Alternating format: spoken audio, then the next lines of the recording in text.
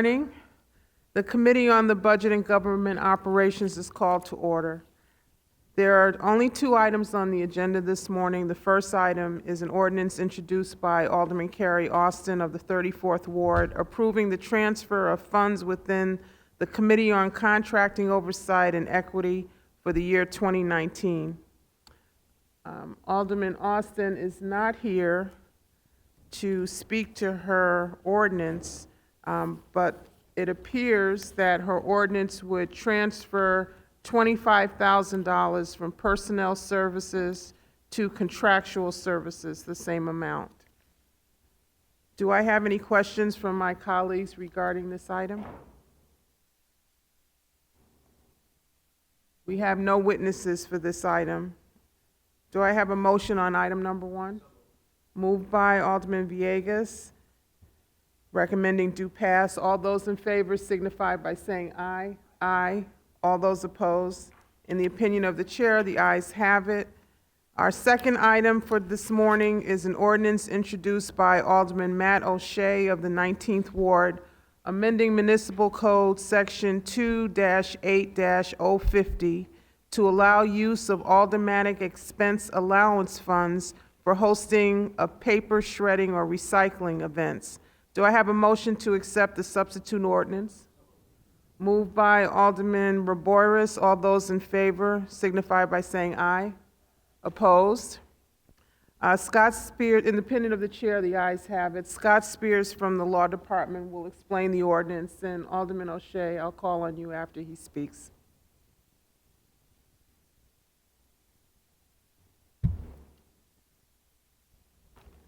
Good morning, Scott. Good morning, Chairman. Good morning, members of the committee. My name is Scott Spears. I'm an attorney in the Law Department. This ordinance is an amendment to Section 2-8-050 of the Municipal Code.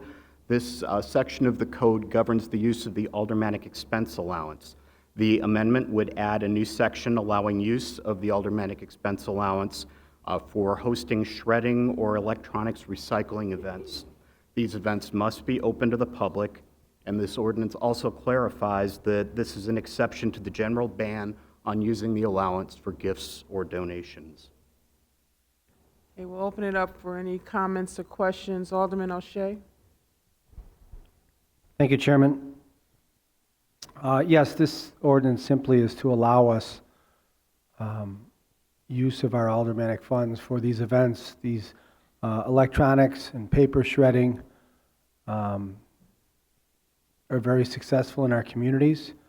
Many of us put these events on multiple times a year. I recently had an electronics recycling event at 108th and Pulaski, and the police were at 111th and Pulaski directing traffic. That's the turnout I get in my community. So I just want to be able to utilize funds to continue to offer these programs for my community. And those of us that aren't taking advantage of it, we should. I'd also like to thank Mr. Spears for his help with this. Thanks, Scott. Thank you. Alderman Tabarez, followed by Alderman Quinn. Good morning. I have a question. When will this take effect?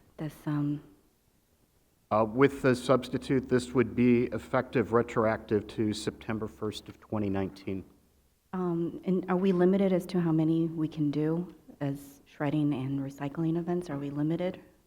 The ordinance doesn't limit the number of events. The real limit is whatever is available in your expense account. Okay. So the cost of a recycling event or shredding event, there's no limit as to how much we can spend on that. There's no. It's just what we have available in our expense account is what we can do. That's correct. Okay. It's the funds you have on hand. Okay. Well, I just want to thank Alderman Matt O'Shea for bringing this forward. This is very popular in our ward, in the 23rd Ward, so thank you. Thank you. Alderman Quinn, followed by Alderman Roboris. Thank you, Madam Chair. I also want to extend compliments to Alderman O'Shea for bringing this before the body. It is a program that is popular in the 13th Ward as well. And I thought this would be a unique opportunity to ask a question concerning the fund. It's been voted on last week concerning the additional money that is going to be in the aldermanic expense account. And it was written in the newspapers about $25,000 extra for the purposes of new staff. Now, Scott, I would ask, and perhaps we could do this in collaboration with the chair, how does this impact Shackman? When you're talking about adding new staff, is Shackman going to be involved with that? What's the difference between an independent contractor and a contractual employee? So these are things that we're going to need some guidance on. And as long as we're talking about this fund and doing different things with it, I certainly would want to have some guidance from the law department and perhaps from this committee as to what we could do with that additional money. So thank you, Madam Chair. Thank you, Alderman Quinn. That money is not tied only to the use of staff for staffing purposes, and we will be having briefings held by the budget director and the comptroller on how that money can be used. Precisely, and that's exactly what I want to raise now before someone does utilize that money for staff and then recognizes at the back end they violated Shackman. So thank you, I appreciate it. Thank you very much for your question, Alderman Quinn. Alderman Raboris? I have to apologize. If I missed something, again, I apologize. When I read these two, the ordinance and the substitute, I don't see any difference here. The only difference, Alderman Raboyers, is the effective date. As introduced, the effective date was October 1st, and the substitute changes the effective date to September 1st. That's it. That's all. Thank you. I apologize. Thank you, Alderman Raboris. Alderman Thompson, followed by Alderman Napolitano. Thank you, Madam Chair. I too want to commend my colleague from the 19th Ward on this ordinance. The paper shredding has been a great event that we have, and I know we do it after the tax season. I just have a question on the recycling. To my colleague from the 19th Ward, do we have an idea what the costs are for that? And if you've done that? Alderman Quinn, can you answer the question? They look for our like, but call? it's O'Shea. Sorry, Madam Chair. I was talking about my friend from the 19th Ward, Oh. Matt O'Shea. Oh, Alderman Matt O'Shea, right, okay. I think electronics recycling, you can vary anywhere from $1,500 to a couple $1,000 per event.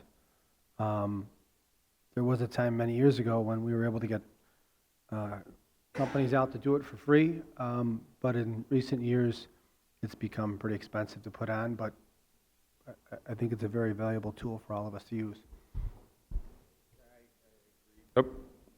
I agree, and also environmentally, it's a great thing. So I just want to commend you, Matt, and appreciate it. Thank you, Madam Chair. Thank you, Alderman Thompson. Alderman Napolitano, followed by Alderman Scott. Thank you, Madam Chair. Thank you for hearing this as well. I just wanted to give a shout out to my colleague, Matt O'Shea. I think this is a great thing that you did here. It's quite a amenity to a ward. I think we had at one point almost 750 people show up to one of our events. And to just kind of reiterate on how much it costs, like Chairman O'Shea said, it's anywhere between $1,500 to $2,000 based on electronics, because some of the electronics now have mercury in them, so it is a contaminant that has to be dealt with properly, and it's good for the environment as well. But again, to Chairman O'Shea, great job, and thank you, Madam Chair. Thank you, Alderman Napolitano. Alderman Scott, followed by Alderman Lopez. Thank you, Madam Chair. I'd also like to commend my colleague from the 19th Ward for this. We have a couple in the ward that are well attended, and so being able to use this as a tool, I think, is very effective. I have a question on a similar but different note. I know that last year sometime, Alderman Quinn put forth something that would allow the motorized vehicles like the lawnmowers or the snow blowers. I can't remember where that landed. Was that approved? Were we able to do that as well? Alderman Quinn? Thank you, Madam Chair. Yes, that ordinance did pass. That's all. Thank you, Madam Chair. Thank you. Alderman Lopez? Thank you, and good morning, Chairman. Good morning. Good morning, members. Good morning, Mr. Spears. I actually have a question. First and foremost, I think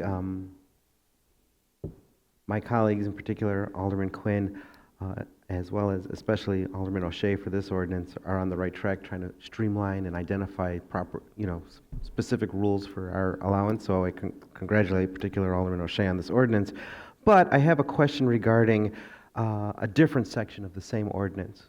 And it says that, I believe it's number 23 of this same ordinance, which is about 3 items above this.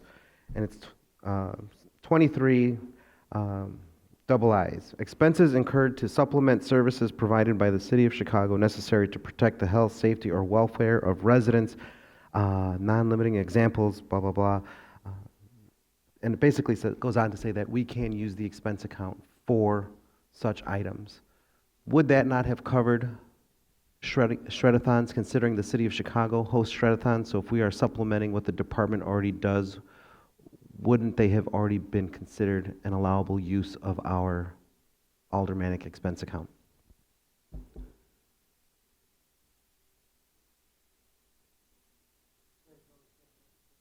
Always got to make it difficult.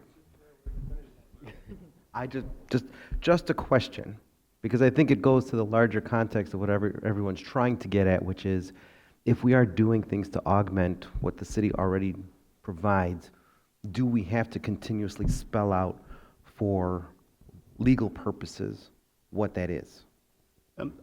The section you're referring to is 23 sub 2, B23 sub 2, which really Unless I'm is... misreading that, but I think I'm not. Sure, and that's geared more toward not so much the service like shredding or computer recycling, but addressing dangerous conditions in the ward that need to be handled on an emergency basis.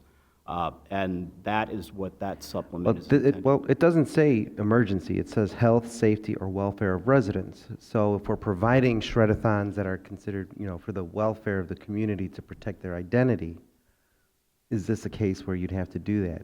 Or if you're already providing electronic recycling, as we do at 6 of our 6 sanitation districts on a every other monthly basis, and we're augmenting that for the environment, do we have to put it in writing to give permission to do that?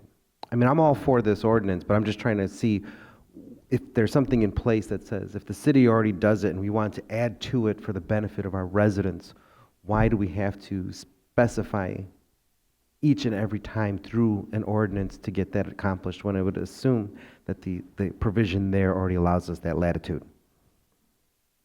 I think in this case, the clarification is important just to avoid a situation where this could be considered a prohibited gift or donation. This clarifies that these shredding events are not that sort of prohibited gift or donation.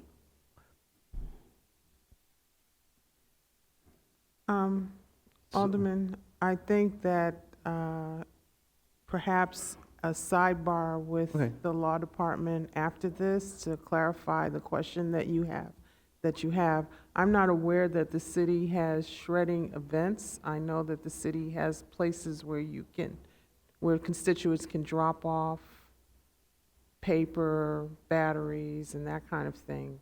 I was unaware that the city held shredding events, which I think this ordinance applies to. Okay.